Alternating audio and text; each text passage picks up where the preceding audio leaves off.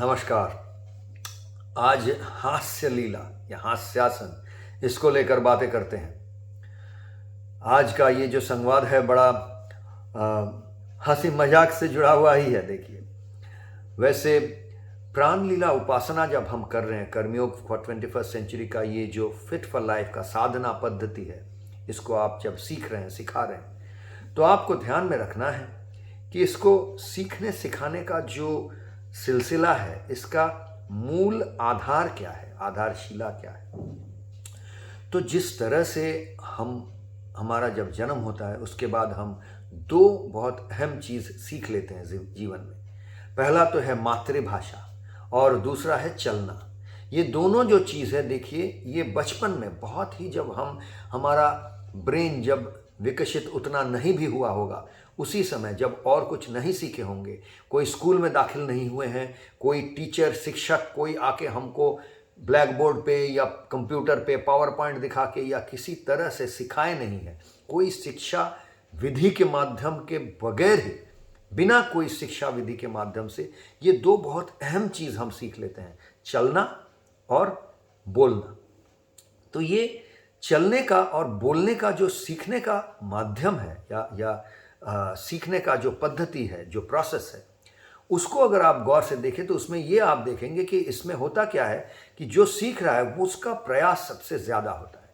कोई सिखाए या ना सिखाए, जो सीख रहा है वो बहुत ज़ोर से प्रयास करता है सीखने का, उसका बहुत चेष्टा या प्रयास बहुत ही जोरदार होता है। इसलिए वो गलती करते हुए भी सीखते रहता है और बहुत गौर से देखता है औरों को, जो उनसे आगे हैं, जो बोल रहे हैं, उनके इर्द गिर्द में जो भी बोल रहे हैं, जो भी चल रहे हैं, उनको देखते हैं और देखते हुए वो भी उनको अनुसरण करने की कोशिश करते हैं, उनको ही कॉपी करने का कोशिश करते हैं। तो कॉपी करने की कोशिश करते हैं। शुरू में बहुत गलतियां होती है, वो गिरते हैं, चलने की कोशिश करते हो, गिरते हैं, चल नहीं पाते हैं, थोड़ा थोड़ा चार पैरों पे, घुटनों के बल और हाथों के बल इधर से उधर थोड़ा पहुंच जाते हैं। उसके बाद धीरे धीरे हाथ उठा के दोनों पैरों के ऊपर बैलेंस करके चलना सीखते हैं। पहले तो गिरते हैं 10 बार, फिर धीरे धीरे सीधा होके चल लेते हैं। और यही है भाषा सीखने के में भी। भाषा भी हम सीखते हैं तो पहले गलतियां करते हैं, बोल नहीं पाते, ऐसे ही बातें करते हैं, फिर औरों को सुनते हैं, कोशिश करते हैं, करते एक जगह पे पहुंच जाते हैं जब हमारा बोलना चलने का जो आदत है ये बन जाता है। अब इसमें सीखने का कोई अंत नहीं है। इससे चलने के बाद हम दौड़ने सीखते हैं, दौड़ने का भी कोई अंत नहीं है। देखिए, वर्ल्ड रिकॉर्ड टूटते ही जाता है। इसी तरह से भाषा का सीखने का भी कोई अंत नहीं है। भाषा को कितनी अच्छी तरह से हम व्यवहार करें, इसको सीखने का कोई अंत नहीं है। इसी तरह से हमारा ये जो साधना पद्धति है, इसको भी सीखने सिखाने का कोई अंत नहीं है। लेकिन ऐसा नहीं है कि कहीं इतना थियोरी सीखने के बाद तभी हम साधना में लीन हो सकते हैं, इतना सीखने के बाद, ये परीक्षा देने के बाद तभी हम सिखा सकते हैं, ऐसा नहीं। हम सब शुरुआती दिन से ही सीखने सिखाने का जो प्रक्रिया है, इसमें अपने आप को इसमें हम डूब देते हैं, डुबकी मार देते हैं, शुरू कर देते हैं और चलते रहते हैं। कुछ गलतियां होती हैं, गलती से भी हम सीखते हैं और गलती करते सीखते हैं। पूरा पद्धति को ऐसे डिज़ाइन किया गया है कि इसमें ऐसी कोई भी चीज़ नहीं है जिसमें आप पहला दिन करें तो आपको बहुत हानि हो जाएगा, अगर आप सचेतन होकर करें। बस इतना ही है कि खुद औरों को दिखाने के लिए कुछ ना करें, खुद अपने आप के लिए करें, सचेतन होकर करें। ये तो मैं पहले भी बोला हूँ। तो लेकिन प्राण लीला उपासना जो है, इस उपासना जब हम कर रहे हैं तो इसमें अंत में हम देखते हैं 18 चरण की उपासना है, पहले भी बताया हूँ। इन 18 चरण के अंत में आता है हास्य लीला या हास्यासन कभी हम बोलते हैं। प्रकृत नाम तो हास्य लीला है इसका। तो यह हास्य लीला क्या है और इसको समझने की ज़रूरत क्या है। ऐसे तो अंत में सारा कुछ हो गया, बस थोड़ा हा करके हंस रहे हैं, तो इसमें समझने की क्या बात है। लेकिन आपको ये समझना है कि हर चीज़ इस साधना पद्धति में जो जोड़ा गया है, जो लाया गया है इसके अंदर, हर चीज़ को बहुत बारीकी से सोच समझ के तब इसको इसमें इंक्लूड किया गया है, तब इसको इसके अंदर लाया गया है।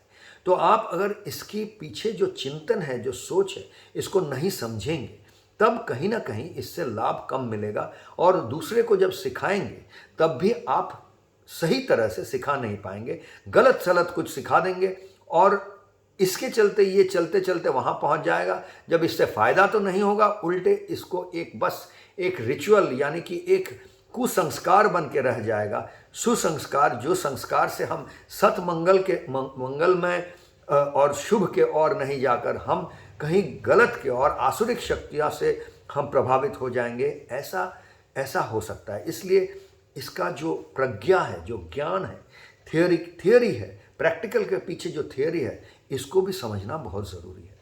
तो हम अक्सर इतने दिन से प्राणलीला उपासना जो कर रहे हैं, आप में से बहुत लोग जो शुरू कर दिए हैं, कर रहे हैं, आप आज समझेंगे कि इसमें हास्य लीला के पीछे क्या क्या सोच चिंतन है।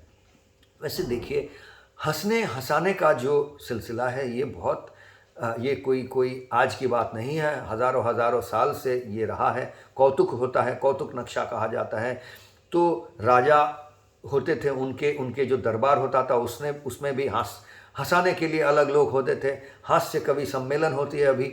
तो ये कॉमेडी नाइट्स, ये जब कॉमेडी के प्रोग्राम्स होते हैं टीवी में, तो कॉमेडी एक बहुत ही हर पिक्चर में हम देखते हैं एक कॉमेडियन होते थे जो हंसाने का, जो ये हास्य रस जो है, ये जो नवरस का हमारा शिल्प कला का एक बहुत ही अहम अंग है। लेकिन ऐसा भी दिखाया जाता है कि जब भी कोई आसुरिक शक्ति को निदर्शन किया जाना है, आप देखेंगे कोई भी सिनेमा हो, कोई भी ऐसा कहानी हो, पुराना मिथोलॉजी का जो कहानियाँ होती है, उसमें आसुरिक शक्ति या असुरों को दिखाने के लिए पहले ही दिखाया जाता है। उनको जब भी परिचय किया जाता है, उनके चरित्र को, उनका जो किरदार है, उनको जैसे ही कहीं पर शुरू में परिचय किया जाता है, तो परिचय ही हंसी के साथ किया जाता है। वो घुसते हैं सीन में ऐसे ही करते हुए।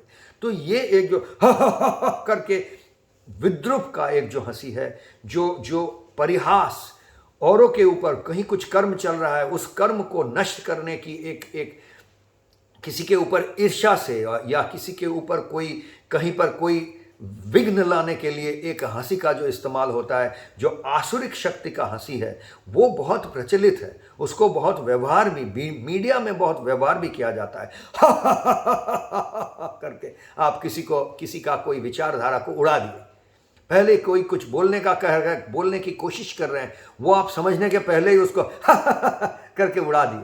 वैसे नेगोशिएशन स्किल्स होता है, जब आप किसी के साथ नेगोशिएट कर रहे हैं, तब ऐसा नेगोशिएशन स्किल सिखाने वाले बोलते हैं कि आपको अगर किसी के साथ नेगोशिएट करना है, यानी आप किसी के साथ मुलाई कर रहे हैं, दर दाम कर रहे हैं, तो कोई कुछ बोला इसका भाव कितना है, कोई बोला ये सर ये 50,000 रुपया का है, आप पहले ही उसका दाम भाव मूल्य कम करने के लिए सुनते ही उसको करके दिए, मतलब अरे ये क्या कह रहे हो, ये तो मजाक कर रहे हो ऐसा। तो ये सब जो टैक्टिक्स है, ये सब जो पद्धति है, इससे आपको बच के रहना है। जब हम प्राण लीला उपासना करने के बाद अंत में जब हम हास्यासन या हास्य लीला जब कर रहे हैं, इसमें आपको सबसे अहम बात ये ख्याल रखना है, आपको अलर्ट रहना है, सावधान रखना है कि हंसी का इस्तेमाल दोनों तरह से होता है।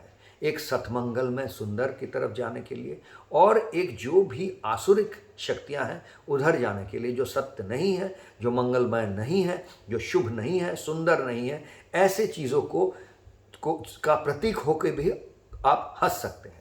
लेकिन आपको सावधान रहना है कि वो ना हो जाए। आप जब प्राणलीला के अंत में हंस रहे हैं, तब आपका हंसी, आपका अंदर का जो भी दंभ है, आपके खुद के अंदर अगर उपासना साधना करने के वजह से अगर कोई दंभ, आपका आत्मबोध ज़रूरत से ज़्यादा ऊपर हो गया हो, तो उसको आप आराम से नीचे लेके आ रहे हैं।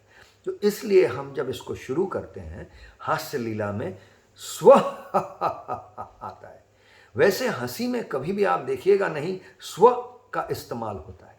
जब हम हंसते हैं करके ही हंसते हैं, स्व नहीं लाते हैं। लेकिन ये प्राण लीला उपासना के अंत में जब हम हास्य लीला कर रहे हैं, वो स्व से शुरू हो रहा है। अब स्व का बहुत अहमियत है, ये बहुत ही इंपॉर्टेंट है। क्यों? क्योंकि आप देखिए, स्व जो प्रीफिक्स है, जो किसी भी शब्द के पहले हम जोड़ते हैं, तो वो इसको दर्शाता है कि हम अपने बारे में कर रहे हैं। स्वधर्म यानी कि मेरा धर्म, स्वरूप यानी मेरा रूप, स्वदेश यानी अपना देश। सो ये जो अपना, अपने बारे में, अपने आत्मा के बारे में, खुद के बारे में जब बात करते हैं तो ये स्व को जोड़ते हैं। तो आप देखिए, इसलिए हम जब हास्य लीला में लीन हो रहे हैं तो स्व करते हैं। स्व यानी हम अपने ऊपर हंस रहे हैं, क्योंकि उपासना कर रहे हैं, साधना कर रहे हैं, तो ये बहुत बहुत मुमकिन है, बहुत अक्सर ये होता है, ये करते वक्त एक आडंबर, एक दंभ हो जाता है। क्योंकि साधना करने से आपको सिद्धि लाभ होता है, सफलता लाभ होता है, और आप सफल होते हैं तो आप कहीं सोचते हैं कि मैं औरों से ऊपर चला गया।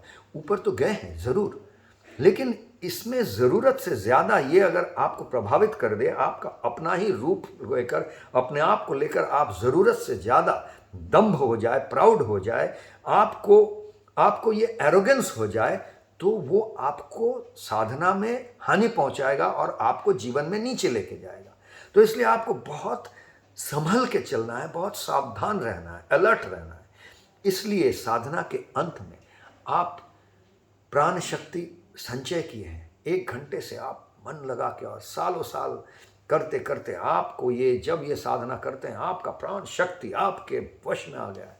इसके बाद आप अंत में 17 नंबर जो 18 चरण है, उसमें 17 नंबर जो चरण है, उसमें आप प्राण आहुति सेवा भी कर दिया। आप बोले इतना जो मैं प्राण संचय किया हूँ, ये आप अपने लिए जमा करके नहीं रखे, अपने आप स्वजन परिजन के लिए जमा करके नहीं रखे, आप इसको अंतरिक्ष में अंतर्यामी हर तरह बांट दिए हैं।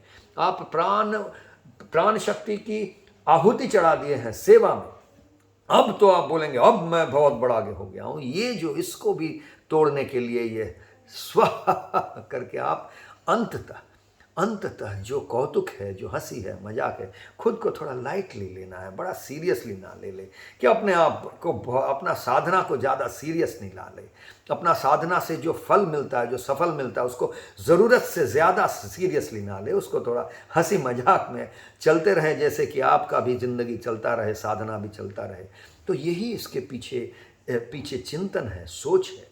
तो आप जब अंत में कर रहे हैं, तब एक तो हा सिर्फ नहीं, याद रखना है स्वाहा करते हैं। स्वाहा, देखिए हर हमारा जो आहुति देने का जो रीति बताया गया है, स्वाहा करके आहुति घी डाला जाता है यज्ञ के अग्नि में। जहाँ भी आप सैक्रिफाइस यानी अपना त्याग करते हैं तो स्वाहा, स्वा आता है, वहाँ पर भी आप देख लीजिए। तो ये स्व को हम यहाँ पर भी ले के आते हैं। अंततः आहुति चढ़ा रहे हैं, अपना आहुति चढ़ा रहे हैं, अपने आप को ये जो तप जो किए हैं, इस तप के आग में आहुति चढ़ा दे रहे हैं स्व करके। और इसमें देखिए एक साथ सब मिलकर, ये हंसने के अंदर सांस लेने छोड़ने का ही तो प्रक्रिया है। ये भी, इसमें भी हम सांस लेकर जोर से हा करके सांस छोड़ रहे हैं, और आवाज़ ऐसे गूंज रहा है। अगर 5000 लोग एक साथ किसी स्टेडियम में या किसी मैदान में ये प्राण लीला उपासना करने के बाद उसको कंक्लूड कर रहे हैं, उसको अंत कर रहे हैं, अंत में एक साथ हास्य लीला कर रहे हैं, तो इतना प्रचार भी हो जाएगा कि सारा शहर, आपका सारा गांव को पता चल जाएगा कि कुछ तो हुआ है हमारे शहर में, हमारे गांव में। और क्या हुआ है, जब वो समझने की कोशिश करेंगे तो वो ये समझेंगे कि ऐसे हजारों लोग एकत्र होकर अपना आहुति चढ़ा दिए हैं, प्राण संचय किए हैं, प्राण शक्ति को वश में तो लाए हैं, और अंत में अपना ही आहुति चढ़ा दिए हैं। तो इसमें से बहुत सतमंगलमय सुंदर का जो प्रतीक बन जाएगा, ये ज़रूरी है। प्रचार होना ज़रूरी है। जो अच्छी बातें हैं, इनकी प्रचार होना बहुत ज़रूरी है। तो प्रचार में कोई गड़बड़ नहीं है। जितना हमारे परंपरा में पूजा वगैरह आप देखते हैं, जितनी भी रिचुअल्स, फेस्टिवल, उत्सव, सब प्रचार के लिए ही है।